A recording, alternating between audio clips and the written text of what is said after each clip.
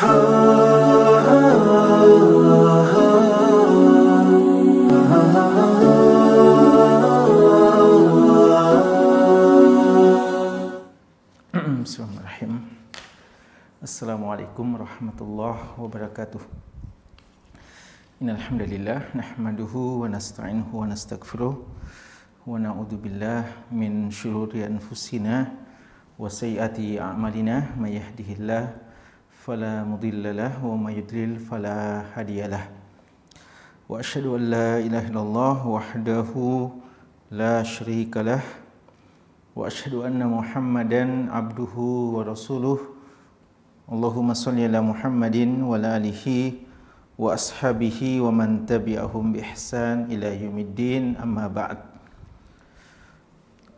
Para hadirin peserta ta'lim online, ikhwah dan akhwat, hafizakumullahu ta'ala jami'an. Alhamdulillah, pada malam ini, di malam Senin, penanggalan 12 Sya'ban 1441 Hijriah, dengan izin Allah dan taufiknya kembali kita hadir untuk sama-sama menelaah dan mengkaji ayat-ayat Allah yang mulia, kalamullah, yang merupakan kaidah-kaidah pokok dalam ajaran Islam. Ayat-ayat Allah yang kita kaji ini adalah ayat-ayat yang dikumpulkan, dihimpun oleh Syekh Profesor Dr. Umar Al-Muqbil hafizahullahu ta'ala dalam kitab yang beliau beri judul dengan Qawaid Qur'aniyah, kaidah-kaidah ajaran-ajaran pokok dalam Islam yang berasal dari firman Allah Subhanahu wa taala dalam Al-Qur'an. Dan isi dari kitab ini ada 50 kaidah yang berkaitan dengan persoalan jiwa kita, an-nafs wal hayah, dan kehidupan kita sehari-hari. Dan alhamdulillah, ikhwah dan akhwat sekalian, kita sudah memasuki kaidah yang ke-43. Malam ini insya-Allah kita akan membahas kaidah yang ke-43. Kaidah yang ke-43 ini Al-Qa'idatu Ats-Tsalisatu wal Arba'un. Kaidah yang ke-43 yaitu firman Allah Subhanahu wa taala, "Wa may yuqashshuha nafsihi fa ulaika humul muflihun." Wa may yuqashshuha nafsihi, dan siapa yang diselamatkan, yang dijauhkan dari kekikiran jiwanya, faulaika humul muflihun, maka mereka itulah orang-orang yang beruntung. Ya, Allah mengatakan, wa may yuqashshuha nafsihi, siapa yang dihindarkan, dijauhkan dari kekikiran jiwanya, maka merekalah orang-orang yang beruntung. Kaidah ini yaitu potongan akhir dari firman Allah Subhanahu wa taala yang disebutkan dalam 2 ayat di dalam Al-Qur'an. Ya, wa may yuqashshuha nafsihi fa ulaika humul muflihun. Ini disebutkan oleh Allah 2 kali dalam Al-Qur'an. Walaupun ayat-ayat sebelumnya berbeda, namun kalimat wa may yuqashshuha nafsihi fa ulaika humul muflihun ini disebutkan 2 kali oleh Allah di dalam Al-Qur'an, yaitu di surat Al-Hasyr, surat yang ke-59 di ayat yang ke-9, dan surat At-Taghabun, surat yang ke-64 di ayat yang ke-16. Dan kaidah ini, sebagaimana kata Syekh, berkaitan dengan persoalan akhlak, dan di dalamnya ada tarbiyah, pendidikan hati kita dan penyucian jiwa kita. Dan salah satu hal yang perlu disucikan hati kita adalah membersihkannya dari asyuh, satu sifat yang sangat buruk, yang sifat ini ada pada setiap jiwa, namun Allah Subhanahu wa taala membebaskan, menyelamatkan sebagian hambanya dari sifat yang tercela ini. Dan mereka-mereka itulah orang-orang yang terselamatkan dari sifat ini, yang kata Allah termasuk di antara orang-orang yang muflihun, orang-orang yang jaya, orang-orang yang menang, orang-orang yang beruntung. Untuk lebih kita memahami isi kaidah ini, maka Syekh menyebutkan kepada kita dua ayat yang mencantumkan kalimat tersebut secara lengkap. Ya, kita baca firman Allah Subhanahu wa taala di surat Al-Hasyr di ayat ke-9 dan surat At-Taghabun di ayat ke-16. Allah berfirman ya di surat Al-Hasyr, Allah Subhanahu wa taala mengatakan walladzina tabawwa'ud dara wal iman. Dan ini berkaitan dengan kaum Ansar. Ya, setelah sebelumnya Allah Subhanahu wa taala menyebutkan tentang kaum Muhajirin yang telah meninggalkan kampung mereka, telah meninggalkan negeri kelahiran mereka demi untuk menyelamatkan agama mereka dan demi untuk menemani dan berjuang bersama dengan Rasul mereka, Rasulullah Muhammad SAW. Mereka rela meninggalkan kampung halaman, kota kecintaan, kota yang paling mulia, Al-Baladul Amin, Makkah, dan mereka meninggalkan sanak keluarga mereka yang belum Islam, meninggalkan harta benda mereka demi memenuhi panggilan hijrah yang diumumkan oleh Nabi kita Muhammad SAW. Mereka adalah orang-orang yang terpuji, orang-orang yang as-sadiqun, orang yang jujur dengan keimanannya.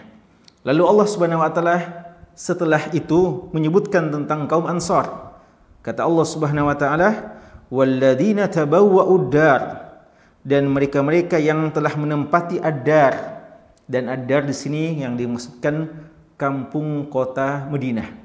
Ya, jadi kaum Ansar adalah penduduk asli kaum kota Madinah. Walladzina tabawwa'ud dar wal iman min qabl wal imana min qablihim, dan yang telah beriman sebelum datangnya kaum Muhajirin. Yang kita tahu Nabi kita SAW memilih kota Madinah sebagai muhajar, sebagai tempat berhijrah, bukan secara kebetulan, tapi atas wahyu mimpi yang Allah Subhanahu wa taala perlihatkan kepadanya, dan juga karena adanya kesiapan orang-orang Madinah untuk menerima Rasulullah SAW. Jadi hijrah ini telah didahului dengan beberapa proses sebelumnya. Dan orang Muhajirin sudah Islam, ya. Orang Ansar, kaum Ansar sudah Islam sebelumnya, sudah beriman sebelum kedatangan kaum Muhajirin. Maka kata Allah, walladzina tabawwa'ud dar wal imana min qablihim. Bagaimana sifat-sifat mereka? Sangat banyak sifat-sifat yang terpuji yang ada pada kaum Ansar. Tapi di sini Allah Subhanahu wa taala memuji tentang satu sifat yang sangat luar biasa yang dimiliki oleh kaum Ansar. Kata Allah, yuhibbuna man hajara ilaihim. Mereka mencintai orang yang berhijrah kepada mereka. Wala yajiduna fi sudurihim hajah, dan mereka tidak mendapatkan pada hati-hati mereka hajatan mimma utu. Tidak ada kepentingan sama sekali pada hati-hati mereka terhadap apa yang telah mereka berikan kepada kaum Muhajirin. Wa yu'siruna ala anfusihim. Bahkan hal yang sangat istimewa, yang luar biasa yang ada pada kaum Ansar, Allah yang mengatakan, dan Allah Maha mengetahui segala sesuatu. Allah mengatakan wa yu'siruna ala anfusihim.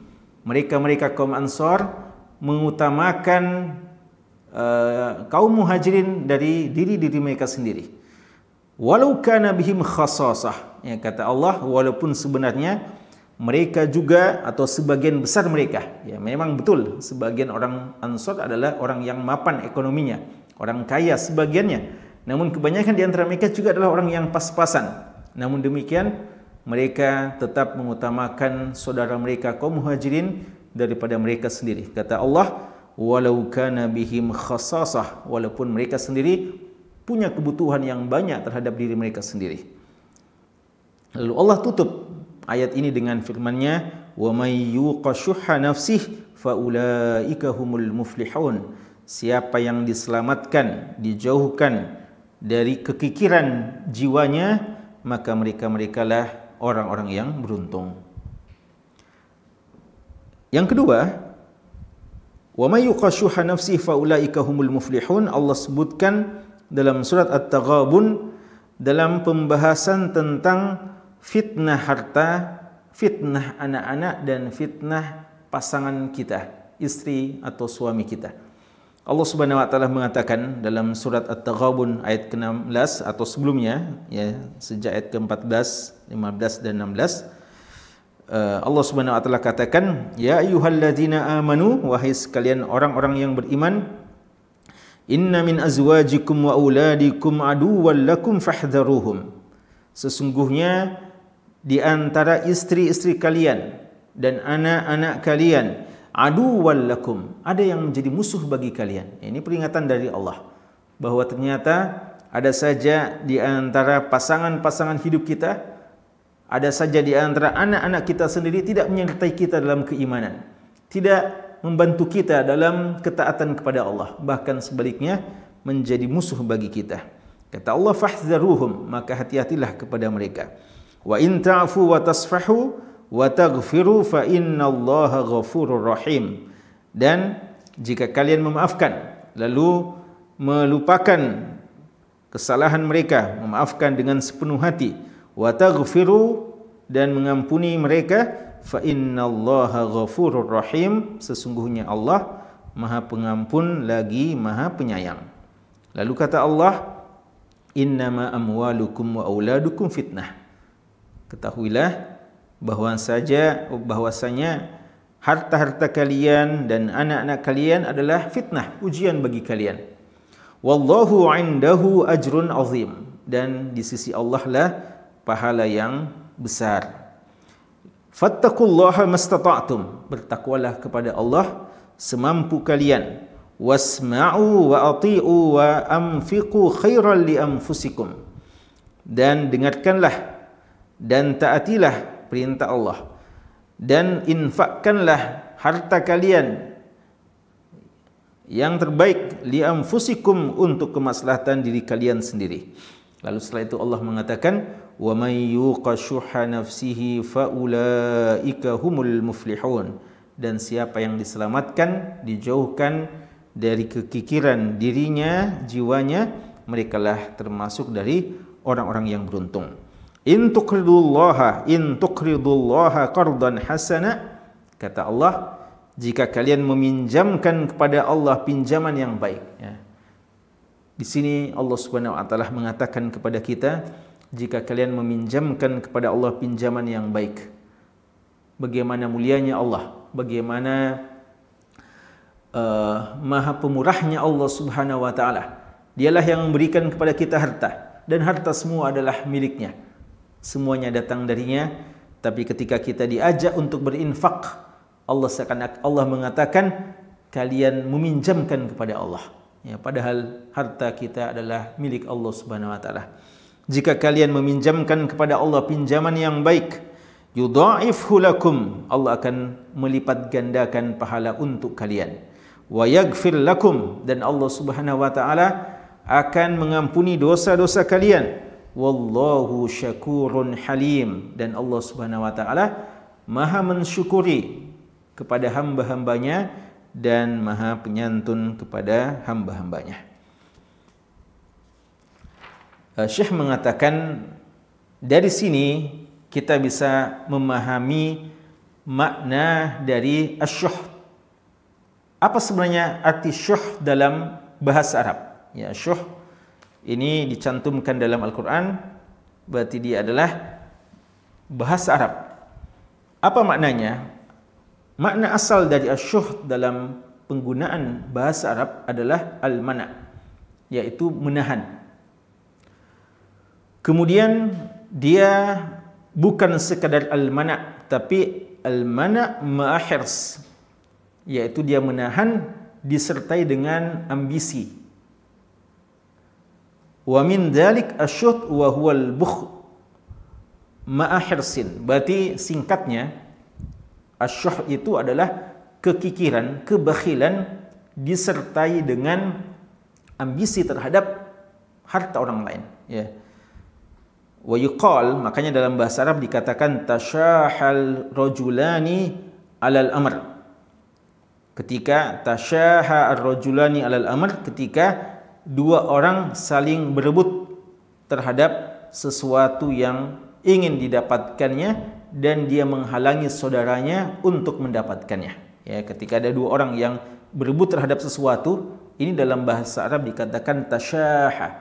Ya, dia saling menahan saudaranya untuk tidak mendapatkan harta tersebut dan dia berupaya berambisi untuk mendapatkannya. Dan asyuh ini, ya, dari bahasa ini kita bisa fahami bahwasanya dia bakhil yang jauh lebih besar daripada sekadar bakhil, ya, kekikiran yang lebih, kekikiran yang plus, ya, bakhil yang plus. Plusnya adalah dia ambisi terhadap milik orang lain. Apa yang ada pada dirinya dia tidak mau keluarkan, lalu apa yang masih ada di tangan orang lain dia berambisi untuk mengejar dan merebutnya. Waliyadzubillah. Sifat yang seperti ini asyuh, walaupun kalau kita sudah baca maknanya sekilas, kita katakan ini sifat yang sangat tercela, sifat yang sangat buruk. Namun difahami juga dari ayat-ayat ini bahwa sifat ini adalah sifat yang gharizatu fin nafs, sifat yang dia naluri alami pada diri seseorang, ya. Oleh karenanya Allah mengatakan wa may yuqashuha nafsi, siapa yang diselamatkan dari jiwanya. Berarti hukum asal dia ada pada jiwa-jiwa kita, ya. Karena jiwa kita ini seperti yang sering kita bahas, jiwa kita ini adalah dia matbu' majbul ala hubbi al-mal, ya, dia terfitrahkan, ya, nalurinya cinta kepada harta. Karena itu asyuh ini juga sangat erat kaitannya dengan cinta kepada harta tersebut. Oleh karenanya Allah Subhanahu wa taala mengibaratkan dengan wa may yuqashuha nafsi, siapa yang diselamatkan dari kekikiran jiwanya. Berarti tidak semua orang yang diselamatkan oleh Allah Subhanahu wa taala. Banyak di antara umat manusia yang masih melekat sifat asyuh pada jiwa-jiwa mereka. Namun demikian, walaupun dia adalah sifat yang naluri, alami, fitrah bagi manusia, namun bukan berarti dia sesuatu yang tidak bisa kita hilangkan pada jiwa kita.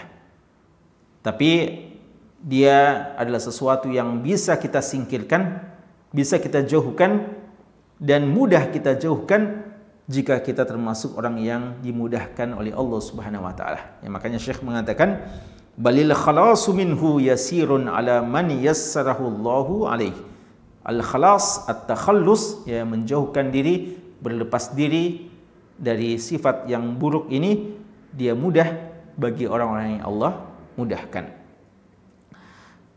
Lalu kata beliau walakinnal khalas atam minhu bi anwa'i kulliha al-hissiyah wal ma'nawiyah la yuwaffaq lahu illa al-muflihun. Akan tetapi berlepas diri dari sifat kekikiran dan ambisi ini, asyuh ini, dengan makna yang sempurna, baik secara maknawinya dan secara hissinya, yang fisik, yang terasa, yang langsung dilihat, ini tidak bisa didapatkan, yaitu kemampuan untuk menghindarkan diri darinya, kecuali orang-orang yang beruntung.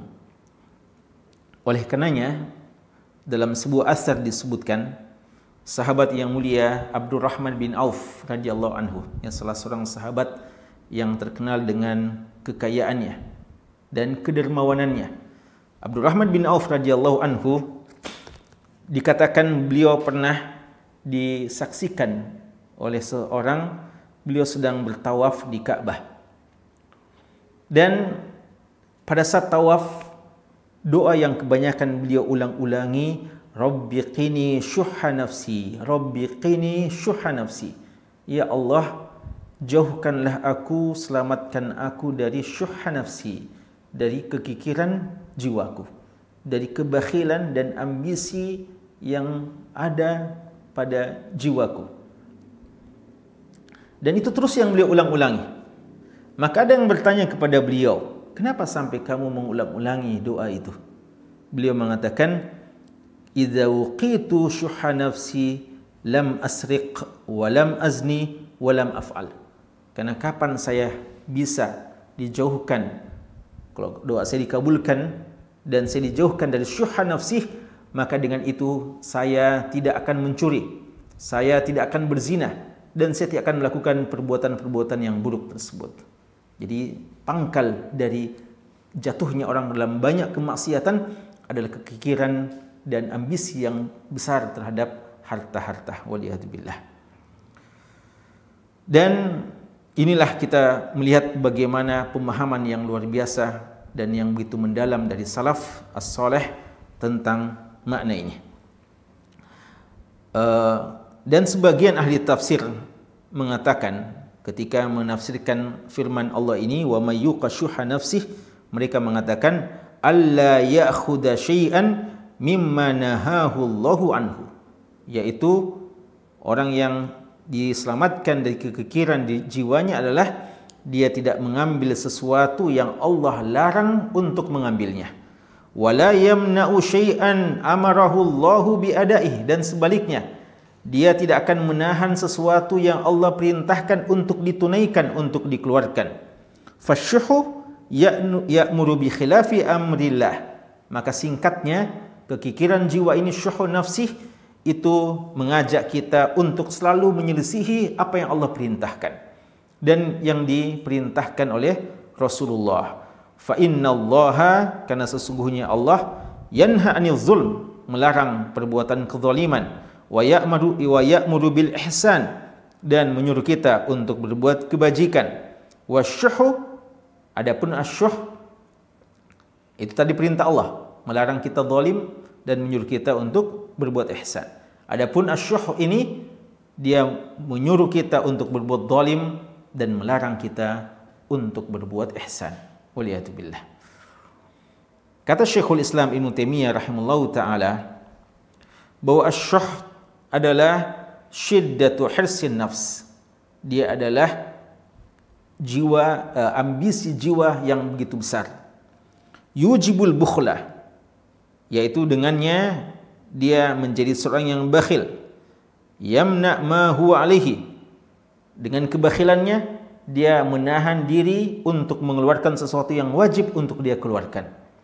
Wal zulmu bi akhdhi malil ghair, dan seandainya dia tidak mau menginfakkan apa yang wajib baginya, itu saja yang dia lakukan, mungkin dikatakan bahwa ya itu sudah hal yang tidak baik.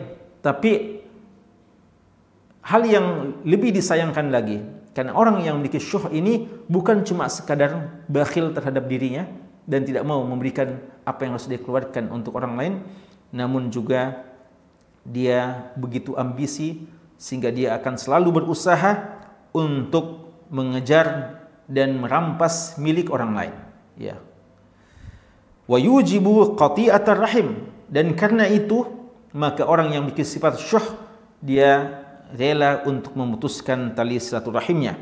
Wa yujibul hasad, dan dia akan melahirkan sifat hasad. Ya. Paling tidak ada 3 hal yang terlahir darinya, yaitu kezaliman, lalu memutuskan tali silaturahim, dan timbul selalu kedengkian, hasad pada jiwanya. Syekhul Islam Ibnu Taimiyah rahimahullah taala juga mengatakan dalam kesempatan yang lain, wasyuhu yakunu fil rajul ma'a al-hirs wa quwwati raqbah fil mal.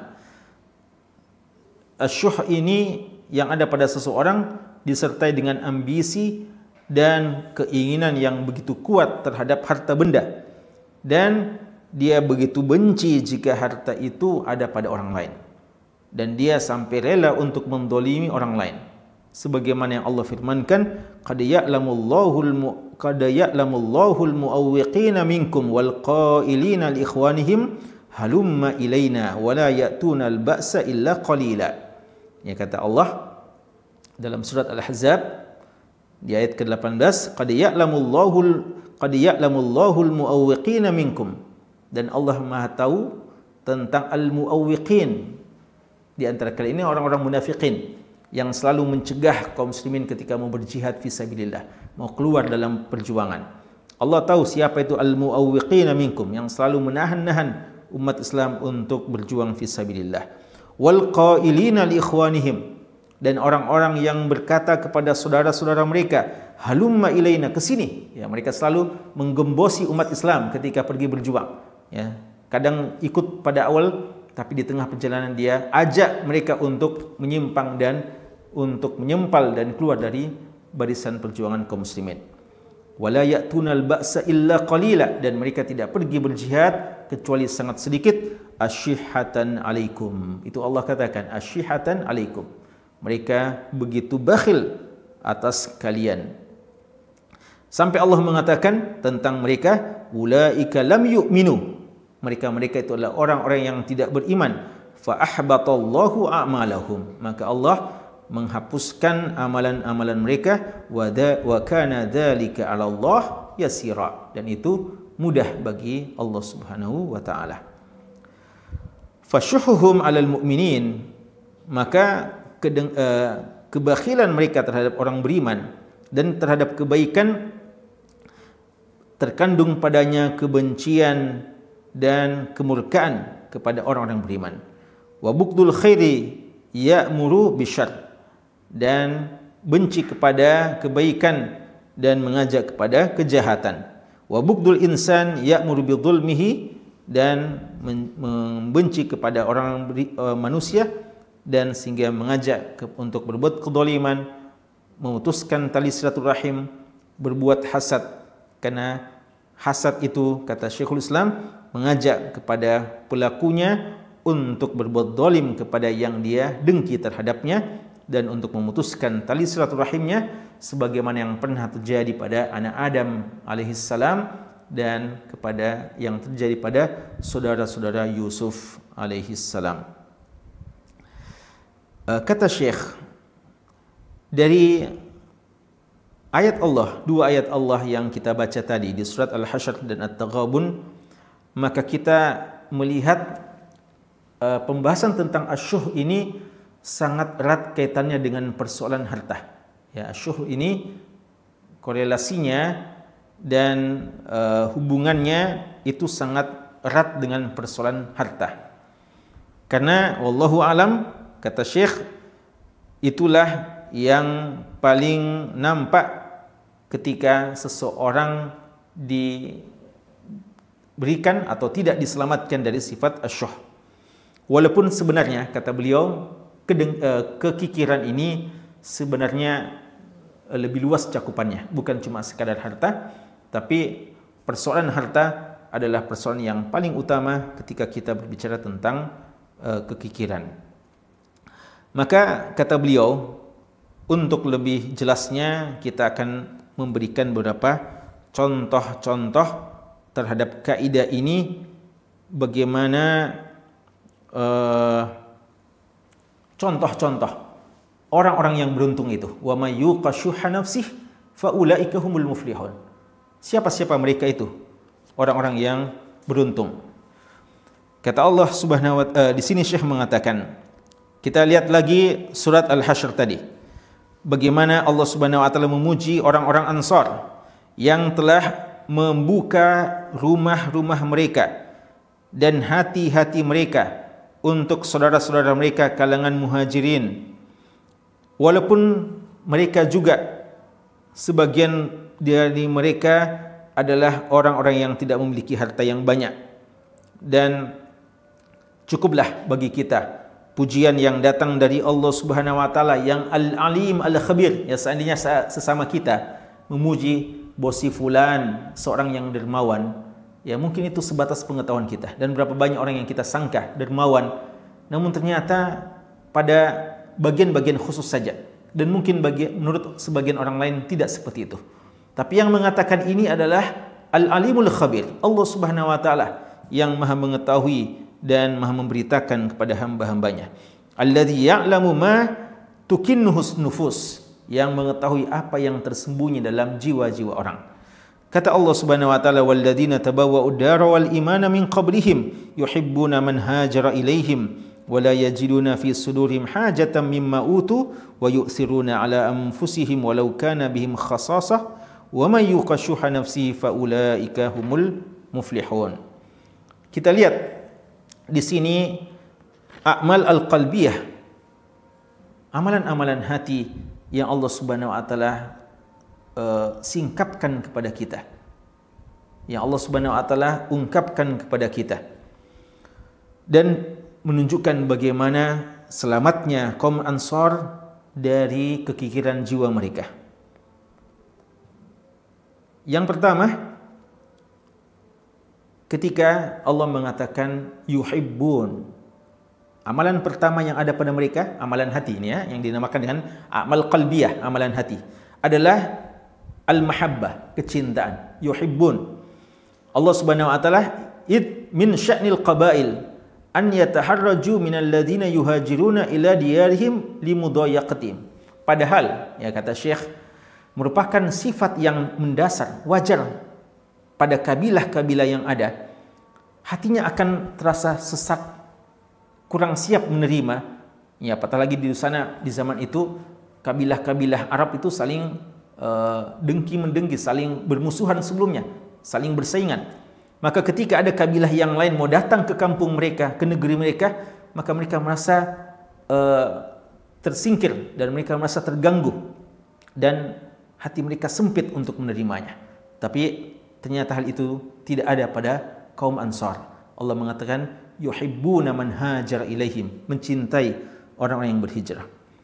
Amalan yang kedua, Allah katakan wala yajiduna fi sudurihim hajatan mimma utu. Tidak ada maksud yang lain, tendensi yang lain, tidak ada pamrih yang diharapkan ketika mereka menerima kaum muhajirin dengan baik dan membantu sekemampuan mereka. Tidak ada merasa lebih hebat, lebih baik daripada mereka, dan tidak menunggu pamrih terima kasih dan melupakan kebaikan-kebaikan mereka kepada saudara-saudara mereka. Lianna law kanat mawjudah la adrakuha fi nufusihim. Ya. Kemudian yang ketiga, amalan yang ketiga yang sangat luar biasa adalah al-ithar, yaitu mendahulukan saudara-saudaranya dari diri mereka sendiri. Tarjihu syai' ala ghairihi, mengutamakan sesuatu dari yang lainnya. Dan makna dari yu'thiruna ala anfusihim fi dzalika ikhtiyaran minhum. Ini pilihan yang mereka pilihkan untuk diri mereka walaupun mereka sangat juga membutuhkannya. Fi syiddatil ihtiyaj. Maka kata Syekh di sini, apakah kita mau contoh dari ayat ini? Bagaimana pengamalannya? Contoh sahabat yang telah mengamalkan ini, yang dimaksudkan oleh Allah dalam ayat ini. Apa yang disebutkan oleh Imam Bukhari rahimahullahu taala dari hadis Anas bin Malik radhiyallahu taala anhu, bahwa Abdurrahman bin Auf dari kalangan Muhajirin, ketika beliau berhijrah ke Madinah, lalu Rasulullah SAW mempersaudarakan beliau antara beliau dengan sahabat yang mulia dari kalangan Ansar, Sa'ad bin Rabi'. Dan Sa'ad bin Rabi' ini seorang yang kaya raya, katsirul mal, wa kana katsirul mal. Apa yang dikatakan oleh Sa'ad bin Rabi'? Beliau mengatakan, kamu orang-orang Ansar sudah tahu siapa saya. Ya, beliau terus terang ini. Ya, beliau tidak mau menyembunyikan kekayaannya. Beliau sampaikan terus terang kepada Abdurrahman bin Auf. Orang Ansar kenal saya, bahwa saya adalah orang yang paling banyak harta saya dibanding di antara mereka. Dan saya akan membagikan mali baini wa bainika syatrain. Ya, saya akan bagi dua ini harta saya. Wali imra'atan. Ya, dan lebih dari itu beliau mengatakan, saya memiliki dua istri. Fanzur a'jabahuma ilaika fa'utalliqha. Ya. Coba silakan lihat siapa yang paling kamu sukai, saya akan mentalaknya. Hatta idza hallat tazawwajtaha. Dan kalau sudah selesai masa iddahnya, maka silahkan kamu menikahinya. Itu pernyataan yang sangat luar biasa dari Sa'ad bin Rabi'. Tapi hal yang juga sangat luar biasa apa yang dikatakan oleh Abdurrahman bin Auf. Beliau mengatakan, barakallahu laka fi ahlik semoga Allah memberkahi engkau pada hartamu, pada istrimu, pada keluargamu. Dullani ala suq, tunjukkan saja kepada saya di mana itu pasar. Kata Syekh, fata'ammal hadas sakha an-nadir. Lihatlah bagaimana kedermawanan yang luar biasa yang sangat jarang dimiliki oleh orang hari ini. Wal isar al-azim, dan mendahulukan saudaranya yang sangat agung. Wallahi law kana mawqif yahki tanazulahu an juz'in yasir min mali la kana syahamatan wa nubula. Kata Syekh, seandainya dalam kisah ini disebutkan bahwa Sa'd bin Rabi' dia akan memberikan sebagian kecil dari hartanya kepada Abdurrahman bin Auf, maka itu suatu hal yang merupakan hal yang sangat luar biasa, yang sudah menunjukkan kedermawanan beliau. Seandainya sebagian kecil saja dari hartanya beliau berikan. Tapi bagaimana lagi ketika beliau membagi dua hartanya secara persis dan dia berikan kepada saudaranya. Dan lebih dari itu, wa ya'ridu alaihi firaqa ihda zawjatayhi. Ya, lebih dari itu dia siap untuk berpisah dengan salah seorang dari kedua istrinya. Maka kata Syekh, ayyu nufus hadhihi, jiwa apa yang ada pada orang seperti ini, ya, jiwa yang sangat luar biasa. Ainal muttali'una ala akhbaril umam, ya. Maka bagaimana mereka-mereka yang menelaah, ya, kisah-kisah dari umat tersebut. Liyatuna bi amsali haula'i rijal talamid madrasati Muhammad SAW.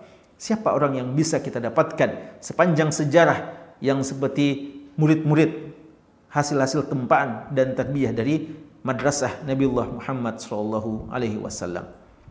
Dan kalau kita lihat, inilah makna mencintai saudara sebagaimana cinta pada dirinya, dan makna dari isar, mencintai saudara sebagaimana cinta pada dirinya ketika membagi dua hartanya.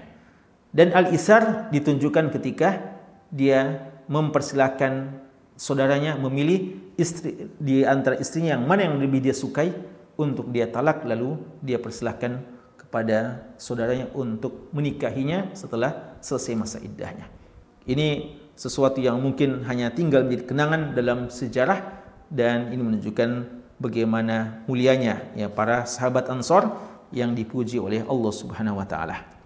Kemudian kata beliau, contoh yang lain, wa may yuqashuha nafsi fa ulaika humul muflihun, apa yang Allah Subhanahu wa taala sebutkan. Ini di antara cara penerapannya. Wa may yuqashuha nafsi fa ulaika humul muflihun. Allah Subhanahu wa taala sebutkan bahwa dalam keadaan seorang istri mengkhawatirkan suaminya akan jatuh dalam dosa atau kesalahan, wa tarafi anha, dan sang suami mungkin sudah tidak terlalu tertarik kepada sang istrinya dan akan berpaling darinya, dan dia merasakan hal tersebut, maka pada saat yang seperti itu, demi untuk tetap mempertahankan rumah tangganya, ya, kata Syekh di sini, wal halu hadi an yusliha bainahuma sulha. Pada saat itu dia siap untuk dinabaikan. Bagaimana itu? Dengan cara seorang istri siap mengizinkan untuk sebagian hak-haknya itu tidak dia dapatkan dari sang suami, ala wajhin tabqa ma'a zawjiha, dengan harapan bahwasanya dia masih bisa tetap bersama dengan suaminya, ya, tetap bisa bersama dengan suaminya, sehingga tentu saja, ya, dia punya hak-hak yang sepantasnya diberikan. Tapi kalau dia khawatir bahwasanya dia resikonya dia akan ditinggalkan oleh sang suami, maka pada saat itu hak yang ada pada dia siap untuk mengalah dan untuk tidak dapatkan, demi dia mendapatkan atau dia tetap bisa mempertahankan rumah tangganya dan demi tetap bisa berdamai dengan suaminya. Dan ini di antara pembahasan yang pernah kita jelaskan ketika kita membahas kaidah wassulhu khair, dan perdamaian itu lebih baik. Wa uhdiratil anfusus syuh, dan Allah mengatakan dan telah dihadirkan kekikiran pada jiwa setiap orang. Ai jubilatin nufus ala syuh wa huwa adamu raqba fi badliyah, bahwa seorang kadang tidak mau mengorbankan apa yang ada padanya. Dan dari sinilah juga yang disebutkan oleh ulama kita ya kenapa Saudah bintu Zam'ah radhiyallahu taala anha, ya, ketika beliau sampai merelakan untuk memberikan hak beliau kepada Aisyah radhiyallahu taala anha, hak mabit beliau, beliau relakan untuk berikan kepada Aisyah radhiyallahu taala anha demi beliau tetap bisa bersama dengan Nabiullah Muhammad sallallahu alaihi wasallam. Kemudian yang ketiga di antara pengamalan dari wa may yuqashuha nafsihi faulaika humul muflihun adalah apa yang Allah Subhanahu wa taala pujikan lagi kepada kaum Ansar. Wa man wafaqahum fi hadhil khuluq al-azim alladhi i'tabara Ibnu Qayyim, yang menurut Ibnu Qayyim rahimahullahu taala dalam Madarijus Salikin, ya kita tahu dalam Madarijus Salikin Ibnu Qayyim rahimahullahu taala sebutkan manazil, ya, bagaimana tingkatan-tingkatan hamba-hamba dengan sifat-sifat mereka yang mulia. Ketika beliau berbicara tentang manzilatul isar, ya, manzilatul isar, kedudukan al-isar min jumlati hadil manazil, beliau mengatakan famal isar. Apa itu yang dinamakan isar? Al-isaru diddu syuh, bahwa isar itu adalah lawan dari kekikiran. Fa innal mu'sir ala nafsihi tarikun lima huwa muhtajun ilaihi. Seorang yang mengutamakan orang lain terhadap dirinya, dia akan meninggalkan apa yang dia butuhkan. Wasyahihu, dan sebaliknya orang yang kikir, harisun ala ma laysa biyadihi, dia justru begitu ambisi terhadap sesuatu yang bukan menjadi miliknya. Fa idza hasala biyadi syai', dan kalau dia sudah mendapatkan sesuatu syaha alaihi, kalau dia sudah ada di tangannya, dia kikir tidak akan mengeluarkan sesuatu yang dimilikinya. Wa bakhila bi ikhrajihi, dan dia tidak akan mengeluarkan. Fal bukhlu samaratus syuh, kebakhilan adalah buah dari asyuh. Wasyuhu ya'muru bil bukhli, dan asyuhu itu mengajak kepada kebakhilan. Terakhir sekali, Syekh mengatakan kita tutup pembahasan kita ini dengan satu mauqif, keadaan, kisah yang menunjukkan begitu agungnya jiwa para sahabat, sifat-sifat mereka yang sangat mulia, dan salah satunya adalah mereka-mereka orang-orang yang termasuk dari apa yang Allah katakan wa may yuqashuha nafsihi faulaika humul muflihun. Kali ini kisah yang menutup pembahasan kita adalah kisah dari Qais bin Sa'ad bin Ubadah radhiyallahu taala anhuma. Dikatakan bahwa beliau adalah minal ajwadil ma'rufin, termasuk di antara orang yang paling terkenal dengan kedermawanannya. Hatta innahu marida marratan, ya, suatu hari beliau sakit. Ketika beliau sakit, ya, ini kisah yang luar biasa. Ketika beliau sakit, lalu beliau nunggu-nunggu mana saudara-saudaranya, teman-temannya, mana ikhwah-ikhwanya, ya. Tidak ada yang menjenguknya. Maka beliau bertanya kepada keluarganya, mana saudara-saudara saya? Ini beliau di zaman, ya, sudah mendapatkan zaman-zaman tabi'in. Mana saudara-saudaranya? Lalu dijawab oleh keluarganya, innahum kanu yastahyuna mimma laki alaihi minad dain. Mereka-mereka itu rata-rata adalah orang yang punya utang sama kamu. Ya, kamu telah meminjamkan uang sama mereka. Mereka adalah orang-orang yang berutang, sehingga mereka selalu menghindari kamu, malu kalau bertemu dengan kamu. Maka beliau mengatakan, akhzallahu malan yamna'ul ikhwan minaz ziyarah. Ya, semoga Allah Subhanahu wa taala menghinakan harta yang karena harta itu mencegah ikhwan saudara-saudaranya untuk menziarahi saudara-saudaranya. Dan itu yang kadang terjadi, ya. Orang, ya, ketika dia punya utang, dia menghindari saudaranya. Lalu apa yang beliau lakukan ini, ya, demi kembali bisa bertemu dengan saudaranya? Beliau memerintahkan untuk diumumkan, amara munadian, beliau memerintahkan untuk diumumkan, yunadi man kana li Qais alaihi malun fahuwa minhu fi hil. Siapa saja yang punya utang sama Qais bin Sa'ad ini, maka sejak hari ini dihalalkan semuanya. Maka sejak diumumkan itu, fama amsah, ya, belum, ya, sore hari tiba, hatta kasarat atabatu babihi, ya, sampai rusak pintu rumah beliau, karena likasrati man adahu, karena orang pada berdesak-desakan untuk menjenguk beliau, ya. Begitu beliau umumkan sudah selesai semuanya, orang yang punya utang sama saya maafkan, saya maafkan, dan tidak ada lagi utang bagi mereka, maka mereka-mereka pada berdesak-desakan pada datang ke rumah beliau sampai dikatakan rusak pintu rumah beliau. Dikatakan falillahi tilkan nufusal kabirah. Ya, ini jiwa-jiwa besar yang luar biasa, ya. Jiwa-jiwa besar yang ya Allah Subhanahu wa taala telah berikan pada generasi yang mulia tersebut. Wal akhlaqul azimah, akhlak-akhlak yang sangat agung.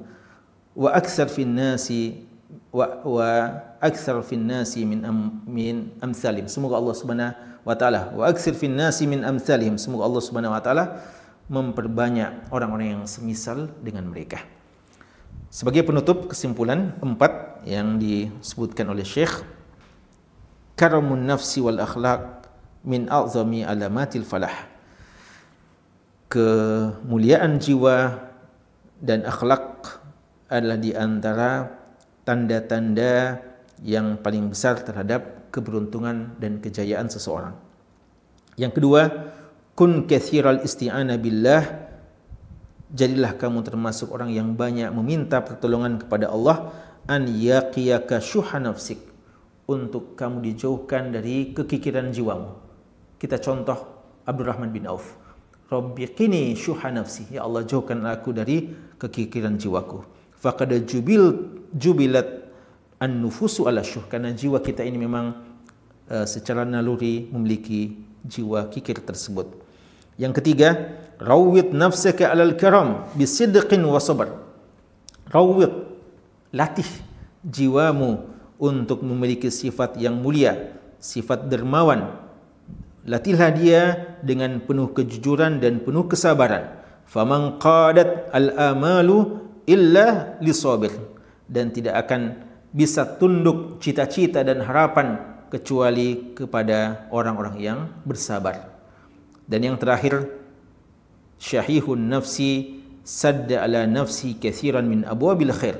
Orang yang kikir terhadap jiwanya, dia akan menahan, mencegah jiwanya untuk melakukan kebanyakan dari pintu-pintu kebaikan. Wa fataha laha katsiran min asbabish syarr, dan sebaliknya, orang yang kikir jiwanya maka akan terbuka padanya kebanyakan dari pintu-pintu kejahatan. Waliyadzubillah. Semoga Allah Subhanahu wa taala menjadikan kita hamba-hambanya yang memiliki jiwa besar, kedermawanan dan kelapangan hati untuk suka berbagi dengan saudara-saudara kita. Apatah lagi di zaman ini, ya, dalam keadaan-keadaan yang di mana wabah yang melanda negeri kita dan dunia saat sekarang, kita sangat butuh orang-orang yang dermawan. Kita sangat butuh orang yang diselamatkan dari kekikiran jiwanya untuk saling berbagi kepada orang yang butuh dan kepada kaum miskin, kaum duafa, atau kepada mereka-mereka yang telah menginfakkan jiwa dan harta mereka dan waktu mereka untuk membantu saudara-saudaranya. Ya, mereka-mereka sangat perlu untuk didukung, dan mereka-mereka yang Allah Subhanahu wa taala bukakan kepada mereka pintu harta dan kekayaan harta, maka kayakan juga jiwa Anda dengan banyak mengeluarkan harta tersebut di jalan Allah Subhanahu wa taala. Allah Subhanahu wa taala akan menjadikan kalian, kita semuanya orang yang beruntung, dan Allah akan menggantikan dengan sesuatu yang jauh lebih baik daripada apa yang kita berikan. Semoga kita demikian. Waffaqanallahu taala jami'an li kulli ma yuhibbu wa yarda. Wa sallallahu ala nabiyyina Muhammadin wa ala alihi washabbihi wasallam. Walhamdulillahi rabbil alamin. Wassalamu alaikum warahmatullahi wabarakatuh.